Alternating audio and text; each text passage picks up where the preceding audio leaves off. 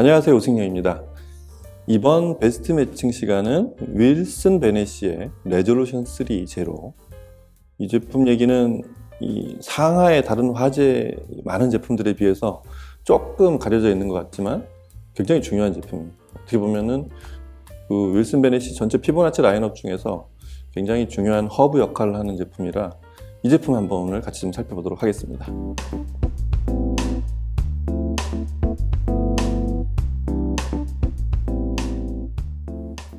최근에 윌슨 베네시 홈페이지를 들어가 보면 홈페이지를 전부 리뉴얼을 했어요. 아마 관심 있게 보시거나 관계자들은 이미 다 알고 계실 텐데 디자인 자체도 바뀌었고 레이아웃도 바뀌었고 그리고 제품의 라인업들이 다 바뀌었어요.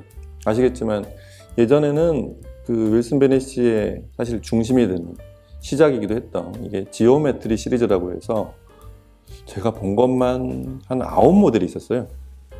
쫙 에미넌스부터 해서 저 밑에 가면 이제 버텍스까지. 지금 디스커버리보다 더 작은 모델이 또 있었어요. 여하튼 그랬던 거를 6모델로 줄였어요. 그래서 타이틀도 피보나치로 바꿨고, 그리고 조금 이제 약간 디자인 포맷도 바꾸고 보급형 조금 더 가격을 낮춰서 만든 이제 프리시전 시리즈가 있고, 이렇게 두 라인업으로 돼 있죠. 피보나치 시리즈 6모델 중에 2모델이 이제 저는 이제 오픈 프레임이라고 부르는데 일반적으로 그냥 북쉘프라고 부르는 스탠드형으로 생긴 2모델, 엔데버하고 디스커버리죠. 그 2모델을 뺀 나머지 4모델 중에 사실은 중견이 되는, 그러니까 액트 3 제로부터 시작을 하지만 실제로 이 윌슨 베네시를 상징하는 폴보이들의 그런 전형, 딱 그 기본 스타일을 다 갖춘 그 제품이 바로 레졸루션 3 제로입니다. 그렇게 따지면 액트 3 제로는 톨보이긴 하지만 굉장히 좀 원래 윌슨 베네시 스피커의 첫 제품이었고, 그 다른 제품들하고 톨보이들하고 좀 포맷이 좀 다른, 성격이 좀 다르죠. 그래서 그룹으로 묶어보면 엔데버, 옴니움, 그 다음에 레졸루션, 이 세 제품이 서로 상하를 조금씩 넣고 더 추가하고 뺀 그런 삼형제라고 할 수 있습니다. 여하튼 그런 관계에 윌슨 베네시의 그 톨보이의 시작점이 바로 레졸루션 3 제로가 되겠습니다. 이 스피커가 3 제로가 된 이유는 윌슨 베네시는 이 버전이 바뀌면 그 숫자를 정확하게 표기해줘요. 특히 이제 지금은 최신형은 전부 3자로 다 바뀌어 있는데, 일단 바디가 액트 3 바디가 됐죠. ACT. 그리고 미드레인지, 미드베이스, 미드레인지와 베이스 유닛이 전부 테크틱 3 드라이버, 테크틱 3.0이라고도 부르는데 이걸로 전부 바뀌어 있기 때문에 이 제품이 3 제로가 됩니다. 3.0이라는 얘기죠. 레졸루션은 이렇게 보면 딱 봐도 에미넌스와 옴니움을 그대로 약간 작은 사이즈로 만들어냈다, 이런 느낌들. 유닛 구조를 이렇게 살펴보면, 참고로 윌슨 베네시 익숙하신 분들은 알겠지만 미드레인지하고 베이스가 똑같이 생겼어요. 그걸 다만 대역을 나눠서 서로 이렇게 다르게 세로로 분포하는 이런 크로스오버 네트워크를 구성할 뿐이고, 디자인 외관에서는 이게 미드레인지인지 베이스인지 알 수가 없습니다. 여하튼 위에서부터 보면 위에 6.9인치 이게 미드레인지고, 바로 아래에 이제 피보나치 트위터가 1.1인치 피보나치 트위터가 있고, 그리고 아래쪽이 베이스예요. 요게 로어 베이스라고 표현하는데 요게 이제 저음을 내는 베이스고, 그리고 그 아래쪽 두 개가 이 등을 보이고 있는, 이게 안쪽에 또 하나의 유닛이 있는, 그래서 서로 클램쉘 구조의 아이소바릭 형태로 되어 있는 두 유닛이 있습니다. 그러니까 요 두 개가 4개고 위에 3개가 있으니까 총 7개의 유닛이 들어있죠. 그렇게 해서 리플렉싱은 안에 있는 공기는 아래쪽으로 빼는 다운파이링 방식으로 아래쪽에만 홀이 있어요. 그렇게 리플렉싱을 하는 방식의 스피커입니다. 아시다시피 윌슨 베네시의 그 미드레인지는 크로스오버를 거치지 않아요. 앰프에 직결이 돼서 뭐 위아래를 간섭하지 않고 그냥 본인 소리 내고 싶은 대로 다 내면 됩니다. 이게 윌슨 베네시 어떤 본인들의 어떤 결정적인 한 수 같은, 윌슨 베네시의 어떤 사운드 컬러를 결정하는 굉장히 중요한 한 수여서 시작 때부터 지금까지 계속 그렇게 미드레인지는 그런 식으로 시작을 하고 있고요. 이게 전부 6.9인치죠. 이제 보통 7인치라고 표현하는데 정확한 사이즈는 6.9인치입니다. 그리고 트위터는 이게 피보나치라고 이제 부르기도 하고, 정확하게는 세미스피어의 버전 3라고 이렇게 하는 게 정확한 표현인데, 실크돔 안쪽에 카본 프레임을 넣어서 실크돔의 고유의 특성과 패브릭 자체가 갖는 어떤 단점이 있죠. 이 진동을 크게 할 수 없다는 거, 그리고 뒤쪽에 댐퍼가 필요하다는 거, 천이기 때문에, 얇은 천이기 때문에 그걸 카본으로, 그렇게 해서 굉장히 고민을 해서 그 안쪽을 카본으로 실크돔을 지지하게 만든 이런 구조의 트위터가 바로 피보나치 트위터입니다. 이 시리즈를 피보나치라고 이름을 붙인 이유 자체도 아시겠지만, 트위터의 가이드, 렌즈 역할을 하는 트위터 주변에 있는 패턴, 그 다음에 미드레인지와 베이스의 덕트 커버 부분에 있는 그 패턴, 이거를 음이 생긴 다음에 소위 정제파, 스탠딩 웨이브라고 그래서 음이 머무르고 있거나 원래 음원에는 없는 그런 신호들을 쭉 사라지게, 자연스럽게 사라지게, 갑자기 싹 삭제를 시키는 게 아니라, 그렇게 하면 또 듣는 소리가 되게 이상하잖아요. 자연계에서 음이 소멸하듯이, 공기 속에서 이렇게 쭉 음이 얹으면 사라지듯이, 그렇게 소멸시키기 위한 원리로 자연계에는 피보나치 패턴을 입힌 겁니다. 3D 프린팅으로 해서. 그렇게 해서 그런 정제파를 없애는, 공진을 없애는 그런 방식이라서 타이틀 이름도 피보나치가 됐고요. 자, 그렇게 만든 또 트위터 밑에 보면 베이스도 똑같이 그렇게 돼 있고, 이런 구조로 돼 있는 그런 유닛 배열을 하고 있습니다. 그리고 이제 윌슨 베넷이는 초창기부터 이 프레임 자체에 대한 유닛의 개발도 독특하지만, 프레임 자체가 사실은 좀 더 많은 윌슨 베넷 사운드에 더 큰 좌우를 하는 요인이 이쪽 프레임과 인클로저에 있는데 3중으로 만들죠.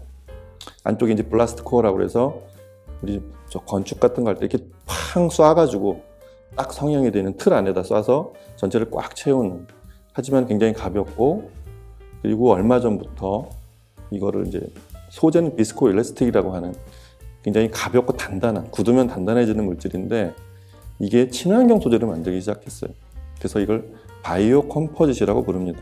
그러니까 물성 자체는 비스코 일라스틱인데, 이런 생분해되는 어떤 그런 물성은 바이오 플라스틱. 아마 생분해되거나 이렇게 버리면 몇 년 안에 자연 소멸이 되거나, 아니면 기타 이렇게 잔여물을 남기지 않는 이런 구조를 만들었다는, 그런 성분으로 만들었다는 그런 얘기가 되겠습니다. 그렇게 틀을 만들고, 이 이음새가 없어요. 전체가 모노콕 바디라서 쭉 하나로 이어져 있고, 그 다음에 바깥쪽을 이제 글라스 파이버를 한번, 그 다음에 맨 바깥쪽을 카본으로 마감을 해서, 이미 마감이 서로 이어진 틈새가 없게 만든 훌륭한 바디에 최종 공진이 없게 카본으로 마감을 한, 굉장히 철저하죠. 그래서 이걸 버전 3까지 완성이 되어 있는 액트 3 바디라고 합니다. 그리고 앞쪽은 이제 두터운 알루미늄 합금으로 베프를, 제일 진동이 많은 이 부분을 알루미늄 합금으로 마감을 한 그런 구조를 하고 있습니다.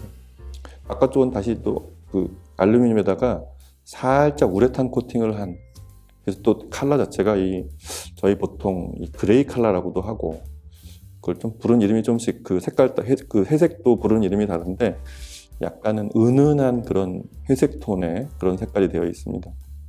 그리고 아시겠지만 이 천정, 텁이라고 하는데, 여기도 카본을 씌우고 기울게 만들어서 위로 올라간 음이 정면으로 그대로 반사되지 않고 올라가서 이렇게 벽 쪽으로 불규칙하게 바운딩이 돼서 공진이 사라지게, 이런 구조를 만드는 것도 굉장히 철저합니다.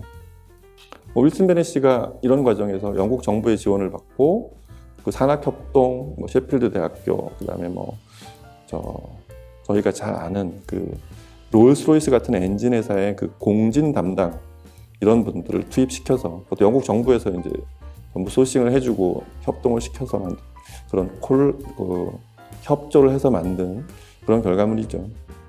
이런 회사는 전 세계적으로 거의 윌슨 베넷이 외에는 드물 거예요. 그만한 가능성이 있었기 때문에 정부가 자금과 영국 내 모든 기술들을 지원했기 때문에 가능했던 것 같습니다.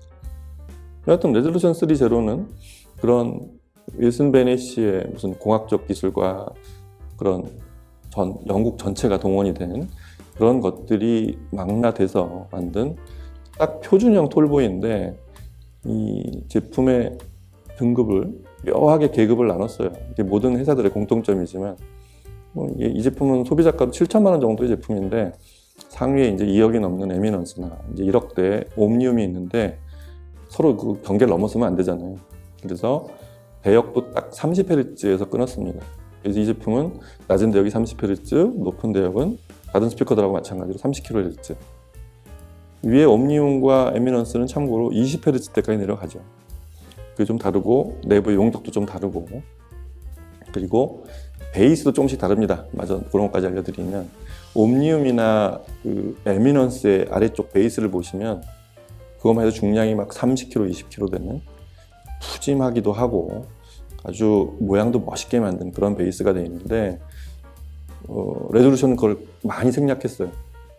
그래서 그것까지 같으면 사실은 옴니움이 위협을 바로 위에 있는 옴니움이 위협을 받기 때문에 그 밑에 베이스는 비교적 단출한 편이에요. 하지만 이 전체 중량을 견디고 지금까지 뭐 바이오 컴포짓이나 이렇게 3중 구조를 만든 그리고 공진을 완벽하게 제어한 이런 전체 인클로저의 메커니즘이 완성이 될 수 있게 그런 베이스를 갖추고 있고 그리고 마지막으로 아래 스파이크도 키네마틱 베어링이라고 해서 바닥의 접촉면을 최소화시킨 거죠.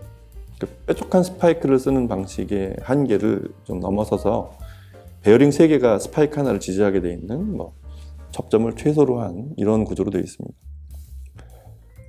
레졸루션 3라는 스피커를 제대로 소리를 내려면 그 윌슨 베넷이 스피커의 어떤 사운드 컨셉 자체도 동일하지만 이 회사의 스피커는 음이 나오기 시작하면 스피커 자체의 존재감은 사라져요.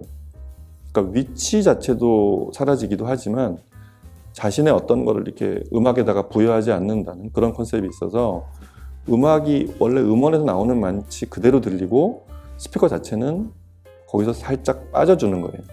그래서 공간적으로도 제대로 세팅하고 제대로 설정이 된 그런 시스템에서 시청을 해보면 스피커 위치가 어디인지 잘 파악이 안 됩니다. 윌슨 베넷 소리는 그렇게 나야 돼요. 그거의 가장 큰 적은 역시 공진이고 공진의 원인은 이제 스피커 자체에서도 그렇지만 이 스피커는 일단 앰프를 특이한 거나 잘못 설정해 주지 않으면 그 공간 외에는 자체적으로 공진이 날 일은 없어요. 그래서 배치, 그 다음에 공간의 사이즈에 맞춰서 스피커를 선택해 줘야 되는데 레졸루션 3 정도가 되면 사실 작은 공간에서도 가능합니다. 그러니까 일반적인 한 4평 정도의 심지어 방에서도 구사할 수 있고 웬만한 30평대 초반의 아파트 거실에서도 아주 잘 맞는 그런 스피커가 돼 있어요. 옴니움이나 에미넌스는 그보다 좀 공간이 더 많이 필요하다는 그런 면에서 볼 때 우리나라 일반 거주 공간에 가장 잘 맞는 윌슨 베넷의 톨보이가 아마 레졸루션 3 제로가 아닐까 싶은데 여하튼 그런 배치를 잘 해주고 앰프를 정말 잘 고르면 다른 스피커에서는 들을 수 없는 놀라운 이 홀로그래픽한 그 독특한 사운드 스테이지라고 해야 되겠죠. 그냥 앞에서 이렇게 입체감 있게 쭉 들려오는 소리가 아니라 사이즈 전체가 커져서 앞에서 보이는 이 입체적이긴 하지만 앞에서 이렇게 평면으로 다가오는 그런 입체감과 이 사이즈가 커져서 방의 좌우폭을 만약에 넘어간다고 가정했을 때 그때가 되면 어떤 현상이 나타나냐면 그 음의 사운드 스테이징이 시청자를 이렇게 좌우로 감싸오는 느낌까지 들리는 사실 여기까지 들려야 되는 게 윌슨 베넷의 스피커입니다. 많은 분들이 그런 것까지를 체험하기가 쉽지는 않은 것 같은데 일단 윌슨 베넷을 고른다는 건 거기까지 소리를 내야 된다는 그런 의미가 됩니다. 그래서 이 스피커를 드라이브 할 때는 능률은 90dB 정도로 소리가 되게 쉽게 나는데 문제는 소리가 쉽게 나는 거하고 전 대역이 고르게 나는 건 완전히 다른 문제인데 이 아래쪽에 있는 2개의 아이소바릭 유닛이죠. 2개를 전으로 중첩이 되어 있는 서로 마주보게 되어 있는 이 저역을 내기가 그렇게 쉽지 않아요.